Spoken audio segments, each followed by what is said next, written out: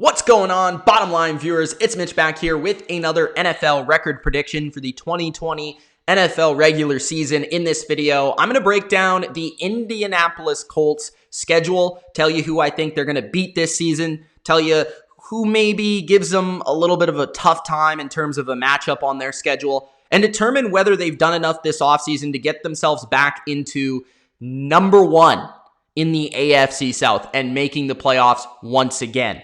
Before I do give you my record prediction for the Colts and where they may land if they do make the playoffs, make sure that you do spike the like button, subscribe to the Bottom Line View for more NFL record predictions just like this, and comment below your opinion. Let me know in the comment section, Colts fans, what do you think they will do this season? Do you think they're going to be a good team? Do you think they're going to be improved? Do you think Phillip Rivers puts them over the top? Let me know in the comment section below if the Colts will go back to the offs. All right, let's take a look at their schedule for 2020. It's, I would say, overall not an easy one, but not overly difficult. Starting off with the Jags in week one. That's a pretty nice opponent to have in week one, considering that the Jags are probably the least talented team on paper in the AFC conference, in my opinion at least.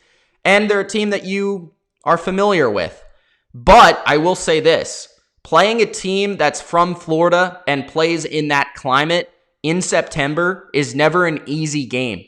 It might be super hot, and that gives these teams a massive advantage. We've seen it many times with Miami, and we've seen it also with Jacksonville. So Jacksonville, if this game is up there in temperature, and they've been practicing all August and July long potentially, but we don't really know with the weird offseason we're about to have.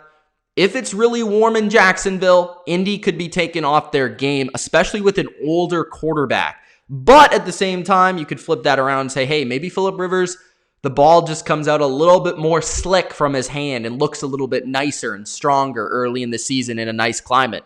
So you could tell it either way, basically. I'm going to take the Colts, and the reason being, although I think this game could be closer than you may expect, I think that the Colts are just going to be better prepared. I think Frank Reich is the superior coach here, and he'll have his team ready to go. Then in week two, they play the Vikings, a team that went to the playoffs last year.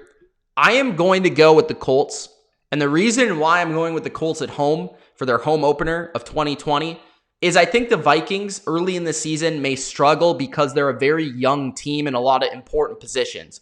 Justin Jefferson taking over for Stephon Diggs. Their corners are all virtually and realistically all rookies or young players starting. And I think when you're playing a Frank Reich offense and all your corners are rookies, it's not going to be easy to defend. I also think that a defensive line made up of DeForest Buckner and Justin Houston, that is going to give issues to a Vikings offensive line that isn't exactly the best in pass protection. So I'm going to go with the Colts, although I could see the Vikings winning that game. Week three, I'm taking the Jets as an upset loss for the Colts. 1 week after beating the Vikings, that's a pretty decently big win. You could be looking forward in the schedule, thinking you're great, all of that. But when looking at the Jets, I feel like they're a team that perfectly matches up with the Colts. When you think about what the Jets bring and what they offer defensively, their strength is first stopping the run. I believe they're a top 3 team stopping the run last year. Second, all of their best players, from their front to their safeties to their linebackers, through the middle of their defense, they're one of the best in the league. And that is exactly what the Colts want to do. They want to run the ball. They want to throw it between the numbers. And I think it will be difficult for Phillip Rivers and the Colts to score points in this game. And I do think Sam Darnold has a good performance here in a dome-like atmosphere. Then, week 4, they play the Bears in Chicago. And Chicago's a weird team to play early in the season. I think it's better to play them early than later because the Bears, they can't benefit from being at home and being in bad weather where they're typically better. And then second, I think we don't know necessarily what the quarterback situation is going to be. Is it going to be Trubisky? Is it going to be Foles? A lot of people are assuming it's going to be Foles. And if it is Foles, well, you have Frank Reich as your coach. Who has a better game plan and scouting report on Nick Foles than Frank Reich? And second, okay, Trubisky, I've heard, might still be the starter come September. So either way, I think the Colts win.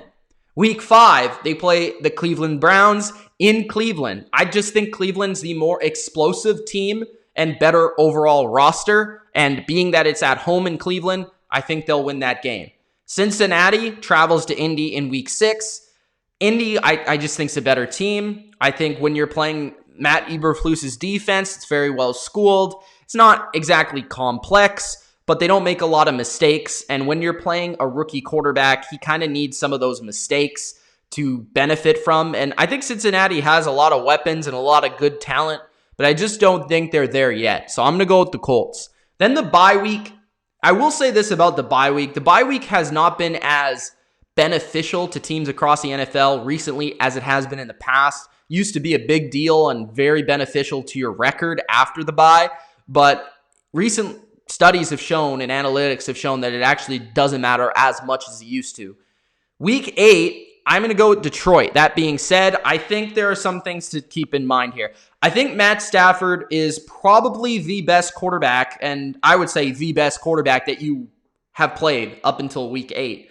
And the best thrower of the football, the best passer of the football. And I think Detroit, other than Cleveland, is probably the best set of receivers you've played. Bengals as well, but I wouldn't really take into account with Joe Burrow there. I don't know how good he's going to be. I think Detroit can pass the football on the Colts. The Colts will have to travel and be on the road.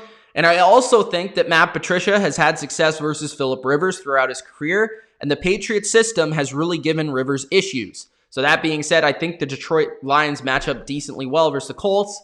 If the Colts are able to run the ball on Detroit, though, that might take it into their favor, but I think this might be one of the games that comes down to the very last play. Week 9, they play Baltimore, and Baltimore is one of the best teams in the league, AFC, all of that. But I do think the Colts have an opportunity here to upset them, and I'm going to go with that. I think every team lose 1 or 2 games that they really shouldn't. I think this might be one for Baltimore. First, they're traveling on the road, so that's not beneficial for them. And second, the Colts are one of the best running football teams in the league, and I think that's what they'll be this year. And I think Baltimore, if you can beat them in any way, shape, or form, it has to be by taking the lead early, running the football, keeping Lamar on the sidelines, and basically flipping it on them. You know, they want to be able to stop the pass because their secondary is excellent, and they want to be able to run the football and gain a lead. And then they're unstoppable. But if you can beat them early in the game, then you have a chance. And I think that's the case with the Colts. Week 10, they play the Titans in Tennessee. I'm going to say they drop that game. It's on a Thursday after a big win versus Baltimore, a physical team like Baltimore that takes a lot out of you. So I'm going to go with Tennessee there. Week 11, they play the Green Bay Packers. This is another game that's difficult, tough.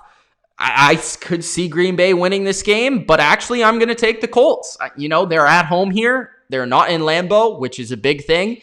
And the Packers haven't shown me that they've added any players that can help them stop the run. And I think, again, the Colts are a team that can do that. So I'm going to go with the Colts. Week 12, Tennessee travels to Indy. I think they get their revenge there. Week 13, they go to Houston. I'm going to say Deshaun Watson outduels them and wins a close game.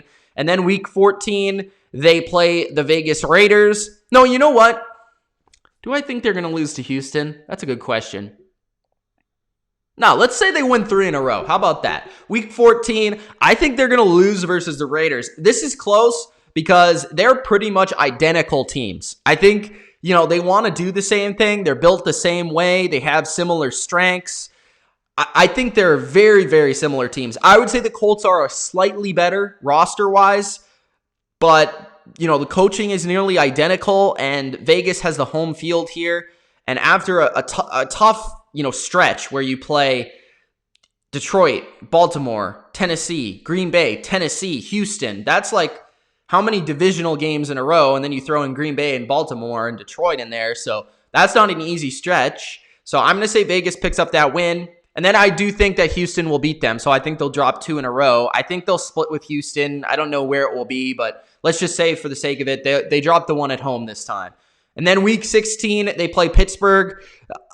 This is tough. I think Pittsburgh will win this game, but I don't think it's like a foregone conclusion. I will say this. I do think that Ben Roethlisberger is a little bit more made and constructed to throw the ball in the weather and in the elements that Pittsburgh could offer in Week 16, as opposed to Phillip Rivers, who doesn't really have a super strong arm and has played in San Diego and LA his whole career. So I think that Indy is probably better off playing in warmer or dome type atmospheres, which luckily they do for most of the season. Then Week 17, Jacksonville again. I think they win that game at home. So I think they go 9-7. And actually, believe it or not, I think 9-7 will be good enough to win this division this year. I think that there's a lot of questions about Tennessee for me if they can replicate what they did last year, although I wouldn't be shocked if Tennessee won the division. Houston, I think they're going to take a step backward this year, even with Deshaun Watson. I think the rest of the roster is very sketchy. And Jacksonville, I think, might be the worst team in the league this year. So I think this division, you could win this division with 9 wins, and 10 wins, I think, for sure would win you this division. This is not an easy schedule. Looking at the last half of the season, it's actually pretty difficult, but I'm going to go with the Colts to go 9-7 and go 4-2 in their division, and I think they'll make the playoffs. I think they'll be the worst division winner in the AFC, but ultimately make the playoffs and host a playoff game. So that's my thoughts on the Colts in 2020, their schedule, my thoughts. Let me know your thoughts in the comment section below. It's Mitch of The Bottom Line View. Thanks for watching. If you enjoyed, Gronk spike the like button. Subscribe to the channel for more. It's Mitch again. Peace.